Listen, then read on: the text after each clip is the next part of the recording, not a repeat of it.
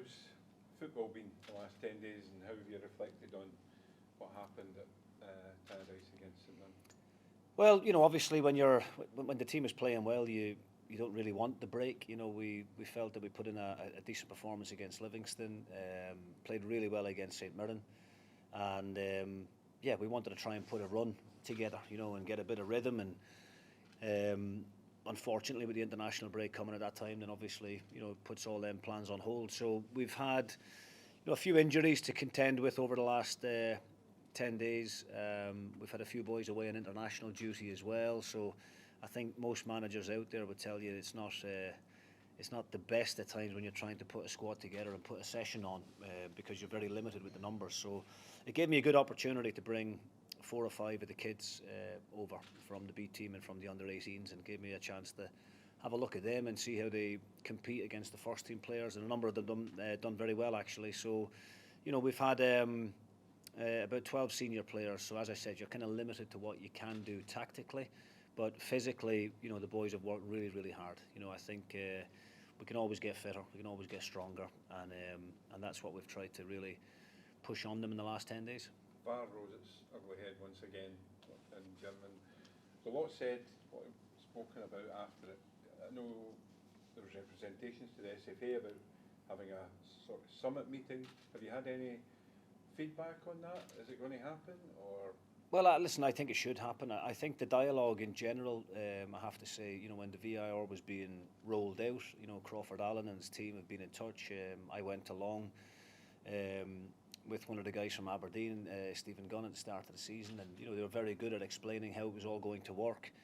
I've been a big advocate for VAR. I think it's an important step for us as a country to make. The top European leagues are doing it, and we need to be doing it as well. We knew there was going to be some teething problems initially. I think some of the decisions in the early part of the season were taking too long. And I think, you look at that decision that we had against us, against St Mirren, the penalty decision, it took over 3 minutes to get to the decision of it being a penalty. And I think if you need to look at something for that length of time, then for me it's not clear and obvious, and there's very little there in terms of contact which should have awarded the penalty. So for that reason, I think the VAR is there to step in at that particular moment in time, relay the message to the referee, and ask him to look at the monitor. And I think that's the big thing that I've got the problem with. I don't mind a referee making a decision in the normal running of the game, but I do think if there's a major decision like a penalty kick or a red card, I think that referee then needs to go to the monitor, and I think he needs to be the one that's making that decision ultimately. So I think there's been good moments. I think there's been moments that have, for me, during my time at Aberdeen, positive moments that went for us with offsides. But of course, every team out there has had things going against them. So we need to get better at it. I think that's the bottom line. I think we all want the decisions to be quicker, and I think we all want common sense to play a part in it as well. Have you spoken to Crawford? I haven't spoken to Crawford, but I do know that the club have been in touch with the SFA, and particularly after that big decision, that penalty going against us cost us 2 points. That could be crucial, Jim, in terms Absolutely. of what happens at the end of the season. We're not only talking hundreds of pounds, we're talking millions of pounds here. Yeah. Well, I mean, that 3 points, and I do believe we would have went on and won the game. I thought we were the better team on the day, and obviously we're 1-0 in front at the time. So I think those 2 points, had we had them, would have put us level with Ross County and gave us a bit of momentum and a bit of confidence, and the league table would certainly look a hell of a lot better than what it does now. So do you know if Crawford has apologised to the club? I'm not aware of what the conversation was between Crawford and Luigi, our chief executive. So Derek McInnes came out and said he's fed up with apologies. Something has to happen. Yeah, I mean, look, the apologies, if listen, people make mistakes, and I don't have it. That gets back to the point I made there about I don't have a problem with a referee making a mistake in the normal game. He only gets one chance to see it. Then for me, the VAR guys need to look at it and ask the referee then, before the big decision is made, to come and just try and reaffirm his decision. And there's nothing wrong with a referee making a decision in normal game time and then having the opportunity to see 3 or 4 different angles and then come over and say, well, actually got that one wrong in real time. And I think we'd all have a lot more respect for the referees if that were to happen. We've had 17 weeks so far. Some of the video referees have only been actually in the video rooms for about 5 or 6 of those weeks. Is it now time, as I think that what the SFA are looking at now, is having specialists sitting in the being video referees basically, sitting in rooms and not being on the pitch at any time? Well, something I've spoke about for a number of years, and I remember speaking to John Fleming about it, and God rest him, he was a great man, and I spoke about there's a hell of a lot of ex-footballers and guys who would love to be involved in football still, who maybe don't have coaching qualifications and maybe should get involved in refereeing. And I know the politics involved in all of that kind of thing, but I wouldn't have an issue with an ex-professional footballer sitting alongside a qualified referee, with Crawford Allen being the main man in the room, and having a footballer's kind of perspective on it. And I think that would be really important. There's nothing against the referees, and it's nothing to do with having played at any level. I just think footballers could offer a different perspective on some of these big decisions, and I'm sure there's plenty of lads out there, ex-teammates of mine and other guys, who would love to get paid some kind of money to be sitting in the VAR room in Glasgow and helping making big decisions and helping improve the game. So I think there is plenty there that we can do. I don't think things are going to change overnight. I do think that it will get better. It has to improve. It has to get better. You talk about the money it could cost. Clubs like ourselves in a relegation battle, those decisions are huge. And it's also worth remembering that the clubs in the Premier League have made a significant investment already in bringing the technology in. Now, if the technology is not going to eradicate the poor decisions, then what's the point? How do you beat Rangers on Saturday? Well, I was at the Scotland-Spain game last night with my son, and congratulations to Steve and the rest of the guys there. I thought they were terrific. But it's that kind of game plan, I think, that clubs like ourselves need to try and adopt. I thought Scotland were so well organised, so disciplined, worked extremely hard without the ball, and still offered an attacking threat when they had it. They counter-attacked on Spain on numerous occasions, pressed them high up the pitch at the right times, then fell back into their deep shape at the right times, and I thought they were excellent. So something along those lines would be perfect for us, but that's a hell of a lot easier said than done. Rangers are a good side, they're in a great run of form at the moment, and Michael Beale has picked up a hell of a lot of points in the league since his return. So we know what we have to do. I've ran him close in the previous games with Aberdeen, in the cup game, in the league game just back after the World Cup break. So I believe we'll have a good game plan, and the players will all know what their roles and their responsibilities are within that. And then, of course, you need a little bit of lady luck as well, and maybe 1 or 2 VAR decisions to go your way.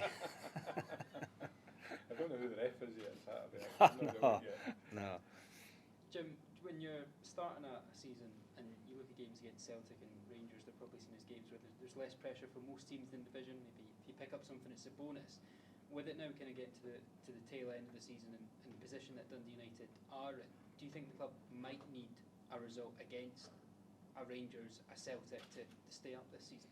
Well, listen, I think we need to go into every game and try and pick up points, as simple as that, and playing for draws or going to places and trying to keep the score down. That's not in my mindset, and it's certainly not what our objectives will be on Saturday. We have to respect the opposition. We know they're a good side, but we also have to believe that we're capable of causing them problems. So we've got 9 games to go, and we need to try and get maximum points in as many of those as possible to close the gap on the teams above us. So, we certainly won't be going there full of fear or anything like that. We'll be going there believing that we can get something from the game. The last time United were there, in fact, I think early on in the season done quite well. But we need to not just put on a decent performance. We need to make sure that we come away with something to show for the game. You touched on the players that were away for the international break. Will all of them be available for this game? Yeah, I mean, there's different arrangements for different players. Aziz Behich is obviously other side of the world with Australia. Travelling back today, probably won't arrive till late morning tomorrow, so we'll we'll need to be as protective as what we can be with him. The long travelling, he's played a couple of games as well, so but he's a big player for us, so we'll have to try and mollycoddle him a little bit on maybe Thursday, Friday, and make sure that he's got the energy levels required for Saturday.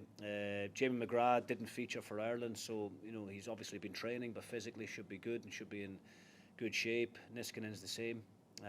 So the boys have went away, and they'll all come back injury free. Thankfully, that's the first thing you worry about as a manager. And because of how low our numbers are at the moment, there's always that concern when the boys go away on international duty. But no, it's good recognition for those players I've mentioned, but we're looking forward to having the whole group back together for the next couple of days and really being able to prepare properly for big game Saturday.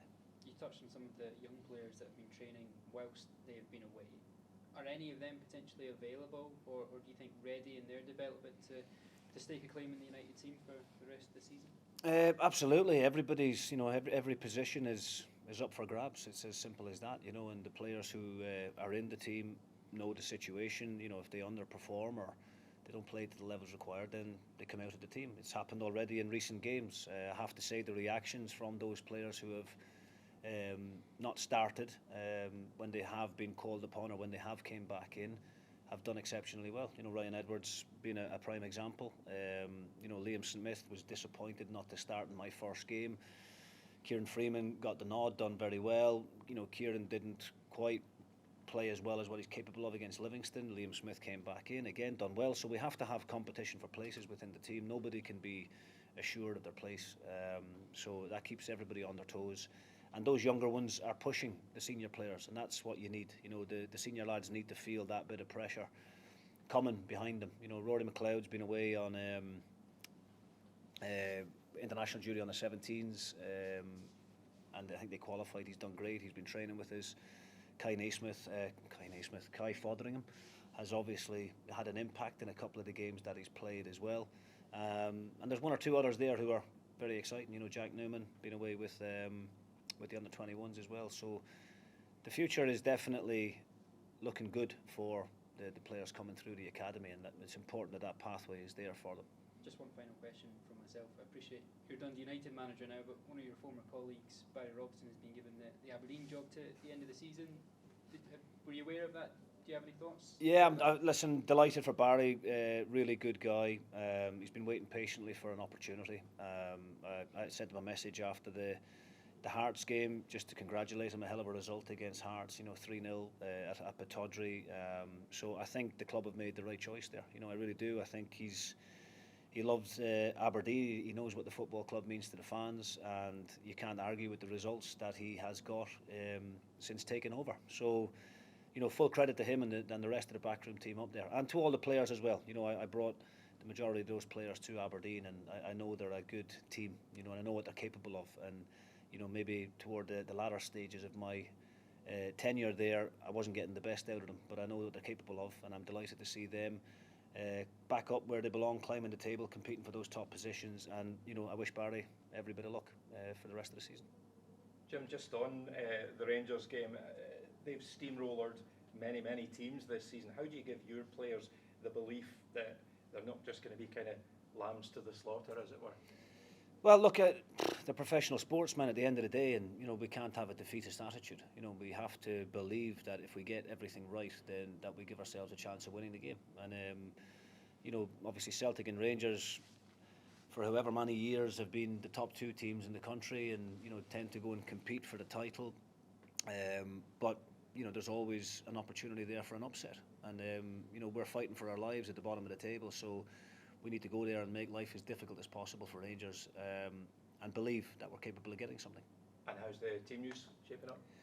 We've got one or two players with niggles and injuries, which is not ideal. But once we get the international boys back in and freshened up, then we'll be in a good position going into the game on Saturday. Just a quick one. Pete Pollock, we saw him coming back from injury and play his first game the last time. Are we likely to see him in the team again this week? Is he still faring up after the injury and then coming back from that? Yeah, Pete deserves a lot of credit. You know, he put himself forward to start the game against St Mirren. I had a good conversation with him, and we spoke about, you know, maybe bringing him on for half an hour. But, you know, I told him I would prefer it if he started and gave us absolutely everything he's got, and if that meant coming off a half time, then so be it. But, you know, I wanted to start with as strong a team as possible. He was nowhere near as fit as what he should be, due to the injury and everything. But this international break has actually come at a really good time for Pete, because we've been able to really work him hard physically, and you know, he looks as if the last 10 days has done him the world of good. He's looking a lot sharper now, and he's looking fitter, he's looking stronger, and you know, hopefully, you know, that sets us in good stead going forward for the remaining 9 games, because we need a fit Peter Pawlett. You know, he brings something a little bit different to the team, a different dynamic. He's very positive, very direct, and you know, he's capable of assisting and scoring goals, and that's what we've lacked. So, you know, hopefully we can keep him fit. And just finally, Charlie Mulgrew, obviously missing at the last game as well. You said after that he picked up a little niggle. How's that? Yeah, Charlie just tweaked his hamstring ever so slightly before the on the Friday before the St Mirren game, and nothing too serious. We'll have a look at Charlie tomorrow and Friday and make a decision on whether you know, the game on Saturday, it might be too soon, but we would expect to have Charlie, if not available this weekend, definitely the following weekend.